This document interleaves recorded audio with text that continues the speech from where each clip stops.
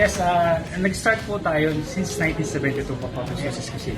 Ito po ay sinimulan ni Apong Aning na tinatawag sa Tagalog na Lola Aning, which is mother po ni Ma'am Susi, Susi's Cuisine itself.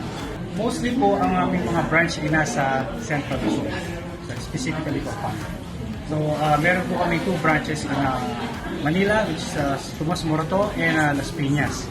So, hopefully, makapag-open pa kami sa mga ibang karatig pa bayan natin at Luzon, Visayas, Mindanao para po matikman nila kung gaano kasarap ang luto ng Kapampangan. Siguro po, in everything we do kasi, lalo na sa pagluluto, yes, laging may kasamang pagmamahal. Lahat po ng ginagawa namin mga kanin ay by hand. So, talaga pong pinagbubuhusan po ng dugot pawis kada halo. Sobrang init po kasi maghahalo ng mga kalamay. Kudos po sa ating mga workers sa komisaryo natin. We are open po from Monday to Sundays. Start po kami ng 7 o'clock hanggang 6 o'clock.